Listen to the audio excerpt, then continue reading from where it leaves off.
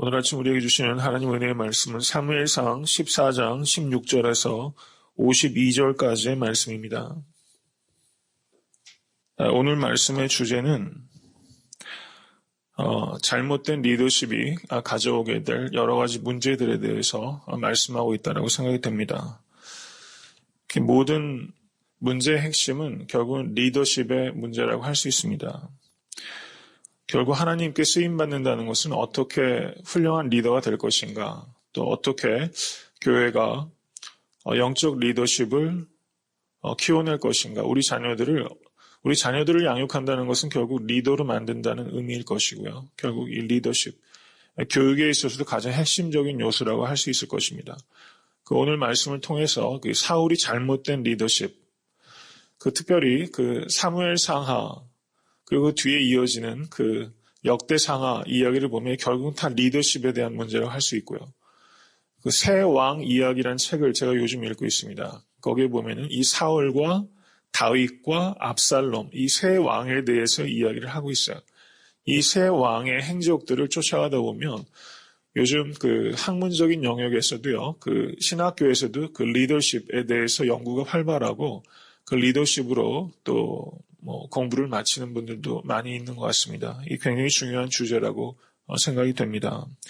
오늘 본문 말씀을 보시면 요나단이 그의 병기 든 자 한 사람, 단 두 사람이 이제 적진 가운데로 들어가서 또 용감하게 철로 된 칼 한 자루와 단 한 명의 사람만을 데리고 적진 가운데로 들어가는 그런 결기 있는 그런 모습, 용감한 모습을 봤습니다. 사실상은 왕이 그와 같은 결단과 용기를 보여야 되는데 왕이 그렇게 하지 못하고 또 요나단이 아무한테 이야기도 하지 못한 채 병기 든 자 한 사람과 그와 같이 위대한 모험을 감행했습니다. 근데 오늘 본문 말씀을 보시면 16절에 사울이 상황이 돌아가는 것을 파악했으면 속히 움직여야 되는데 16절 이하를 보시면 지금 사울이 뭐라고 말합니까? 18절에 사울이 아히야에게 이르되 하나님의 궤를 이리로 가져오라 하니 그때 하나님의 궤가 이스라엘 자손과 함께 있음이라. 그리고 19절에 사울이 제사장에게 말할 때 블레셋 사람의 진에 소동이 점점 더한지라 사울이 제사장에게 이르되 내 손을 거두라 하고, 지금 여기에서 사울이 지금 신탁을 구하고 있다는 것입니다. 하나님의 궤를 가져오게 하고 제사장에게 기도하도록 했습니다. 그런데 적진에서 점점 소동이 일어나니까 사울이 제사장에게 기도하는 것을 그치게 하고 전쟁에 그때야 비로소 돌입하게 되는 이런 모습이 보입니다. 여기에서 우리가 사울을 통해서 우리가 배우게 되는 것은 이 형식적인 종교의 외향은 가지고 있지만 생명력이 없는 낡은 종교, 낡은 형식주의, 죽어버린 영성, 이 사울은 분명히 객관적으로 보면은 매우 경건한 모습을 취하고 있습니다. 그런데 전혀 하나님의 마음에 합하지 못한 예배, 하나님의 뜻과 전혀 무관한 기도를 드리고 있다는 것이죠. 그 뒤에 사울은 또 뭐라고 말합니까? 24절을 보시기 바랍니다. 이날에 이스라엘 백성이 피곤하였으니 이렇게 말하고 있어요. 28절도 보시기 바랍니다. 그러므로 백성이 피곤하였나이다. 그리고 31절에 그들이 심히 피곤한지라 이렇게 말하고 있죠. 사울은 어떤 리더였습니까? 백성들을 피곤하게 하는 리더였다는 거예요. 백성들을 피곤하게 하는 리더. 실상 세상의 리더들을 보면 이 백성들을 피곤하게 하는 리더들이 참 많이 있습니다. 그런 이야기들 많이 하죠. 그 리더가 머리가 좋고 부지런한 리더, 머리가 좋고 게으른 리더, 머리가 나쁘고 부지런한 리더, 머리가 나쁘고 게으른 리더, 어떤 리더가 제일 좋으냐? 제가 뉴욕에서 사역할 때 저희 담임 목사님이 저한테 질문하시더라고요. 근데 사울이 여기에서 보면은 어떻습니까? 말하자면 머리가 영적으로 무디고 부지런한 리더, 그런 쪽에 속하지 않은가 이런 생각도 좀 해보게 됩니다. 그때 담임 목사님은 농담삼아 머리가 좋고 게으른 리더가 제일 편한 리더다 이런 얘기를 저한테 하시더라고요. 물론 농이죠. 근데 어떤 리더가 제일 아랫사람과 같이 화합해서 일하기에 좋은가? 우리가 잘 많이 생각해야 될 것 같습니다. 오늘 본문에서 이 사울이 보면 사람을 피곤케 하는 사람이었다는 거죠. 사람에게 활력을 주는 사람이 아니라 사람을 피곤하게 하는 사람들. 분명히 이런 사람들이 있죠. 한번 저도 제 자신을 좀 되돌아보게 됩니다.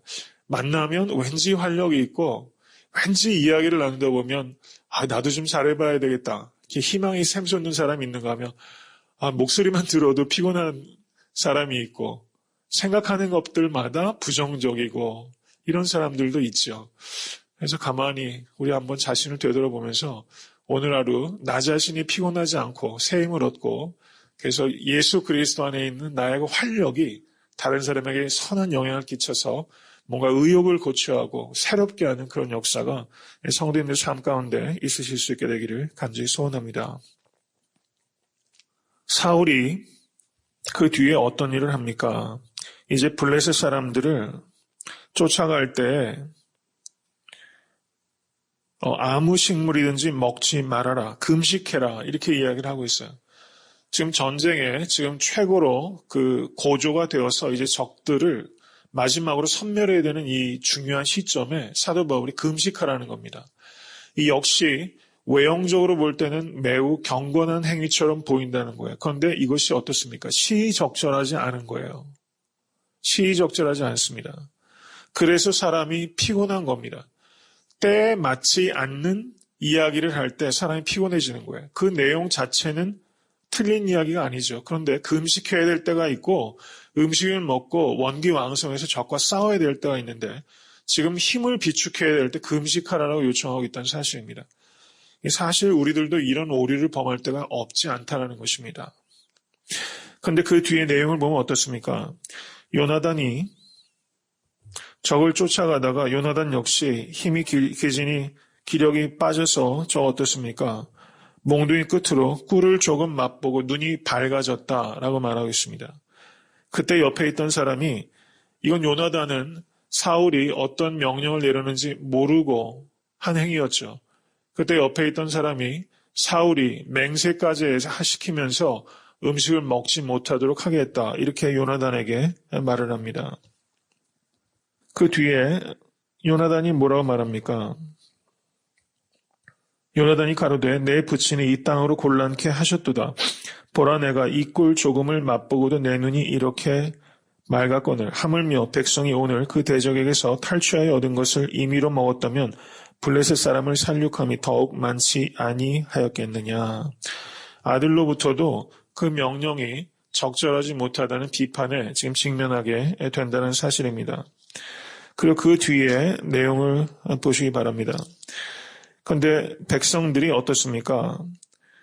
백성들이 너무나 기력이 쇠진해서 백성들이 고기를 피채 먹게 됩니다. 양과 소와 송아지들을 취하고 그것을 피 있는 채 먹게 되었다고 기록하고 있습니다. 리더가 잘못된 방향으로 나아가면 백성들을 범죄하게끔 한다는 사실을 우리가 또 깨닫게 됩니다. 그러자 사울이 이 이야기를 듣고서 그 짐승들을 잡아먹되 피 있는 채 먹어서 범죄하지 말고 그것을 이제 단을 쌓아서 하나님 앞에 드린 후에 그것을 먹도록 하는 그렇게 시정하는 과정이 벌어지게 됩니다. 그리고 그 뒤에 내용을 보시면 37절을 한번 보시기 바랍니다. 36절, 37절 그 내용을 보시면 사울이 블레셋 사람을 쫓아 내려와서 동틀 때까지 그들 중에서 탈취하고 한 사람도 남기지 말자. 그러자 무리 중에 한 사람이 왕의 소견에 좋은 대로 하소서할 때 제사장이 가로되 이리로 와서 하나님께 나아가사이다. 그래서 지금 블레셋 사람들을 쫓아갈지 말지를 지금 하나님 앞에 기도하게끔 되었습니다. 그런데 37절을 보시면 하나님께서 대답을 하셨습니까? 안 하셨습니까? 대답을 안 하셨죠. 지금 사울이 지금 또다시 하나님 앞에 지금 신탁을 구하고 있습니다. 그런데 하나님께서 대답하지 아니하셨어요. 그리고 사울이 그 다음에 어떻게 합니까? 하나님께서 대답을 하지 않는 연유를 찾기 위해서 제비 뽑기를 하게 됩니다. 이 죄가 누구에게 있어서 하나님께서 대답지 아니하시는지를 지금 살피고자 합니다. 그래서 그게 결국에 누구에게로 떨어지게 됩니까? 요나단이 나오게 됩니다. 그런데 요나단이 나오게 되는데 그 뒤에 43절에서 45절 한번 보시기 바랍니다. 사울이 요나단에게 이르되 너의 행한 것을 내게 고하라.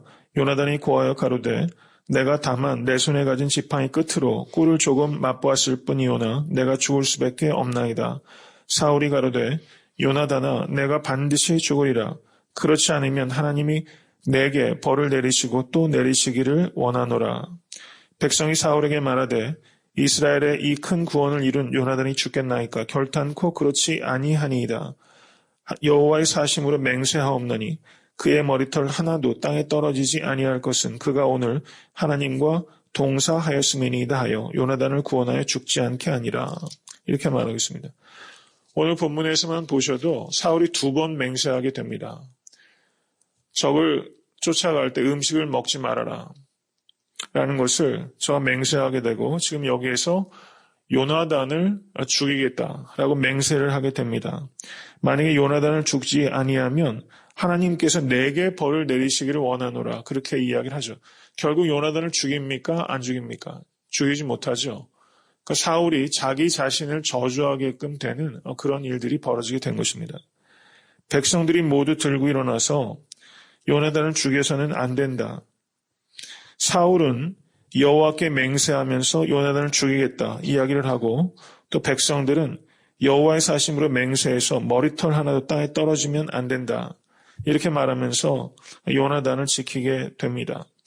이 장면을 보시면 사사기의 입다가 생각이 나실 것입니다. 입다가 암몬과의 전쟁을 앞두고 나가면서 제일 먼저 나오는 사람은 누구든지 죽이겠다라고 이야기했는데 그의 딸이 나오지 않습니까? 근데 그의 딸을 그때 죽이게 됩니다. 지금 여기에서 그 사울 역시 입다처럼 자신의 아들을 죽이려고 했던 것입니다. 그런데 백성들이 반대해서 그 뜻을 꺾게 되었습니다. 오늘 일련의 모든 내용들을 보면요. 사울이 먼저 신탁을 구하면서 그 전쟁에 돌입을 해야 됩니까? 라고 묻습니다. 그 다음에 사울이 무엇을 합니까? 적들을 다 섬멸할 때까지 금식하라고 합니다. 그리고 그 다음에는 또 제사장을 불러서 적들을 따라가는 것이 좋으냐 마르냐 하는 것을 기도하면서 하나님의 뜻을 구하게 됩니다. 그리고 그 후에는 어떻습니까? 내 아들이라도 죽이겠다 라고 말하면서 이 모든 일련의 과정들 하나님 앞에 예배하고 또 금식하고 또 자기 아들조차 희생시키겠다는 모습이 분명히 외형적으로 볼 때는 매우 경건한 리더처럼 보인다는 사실입니다. 더없이 경건하게 보입니다. 내 아들이라도 굴령을 어긴 사람은 죽이겠다. 이거 굉장한 것처럼 보이지 않습니까? 굉장한 리더처럼 보입니다. 그런데 이 모든 일들이 외형적으로 볼 때는 매우 경건하고 매우 훌륭한 리더처럼 보이지만 이것이 하나님의 뜻과 무관하고 하나님의 뜻을 거역하는 일이었다는 것을 우리가 생각할 수 있어야만 된다는 것입니다. 하나님께서는 지금 사울을 통해서 이스라엘에게 승리를 주시는 것이 아니라 요나단을 통해서 이스라엘에게 승리를 주시는 것이고 하나님께서는 하나님 자신이 이스라엘에게 승리를 가져다 주시는 분이다라는 것을 오늘 본문 말씀을 통해서 깨닫게 해주고 있다는 사실입니다. 오늘 말씀을 통하여 우리가 생각해야 되는 것은 그 나 자신도 그리고 이 땅에 있는 많은 교회들이 궤를 앞세우고 그리고 기도와 금식을 하고 또 맹세하면서 매우 열심히 있는 모습처럼 보일 때가 많이 있지만 실상은 그것이 낡고 생명력 없는 그런 종교 행위로 빠질 때가 매우 많다는 것을 우리가 생각하면서 우리가 하나님의 뜻을 분별할 수 있기 위해서 기도하실 수 있게 될 간절히 바랍니다. 특별히 김정일이 죽었다고 이제 신문지상에 지금 난리통이 났는데요. 지금 매우 중요한 위기 국면인 것은 맞는 것 같습니다. 리더들이 사울과 같은 오류를 범하지 않고 한국의 정치 지도자와 그리고 또 교회 지도자들이 사울과 같이 잘못된 형식적인 그런 리더십이 아니라 정말 다윗과 같은 그런 하나님의 마음에 합한 리더들이 이 위기 국면에 하나님의 뜻을 잘 분별해서 나라와 민족에게 가장 좋은 길로 이끌어갈 수 있도록 하나님의 인도하심이 임할 수 있게 되기 위해서 마땅히 기도해야 될 때라고 믿습니다.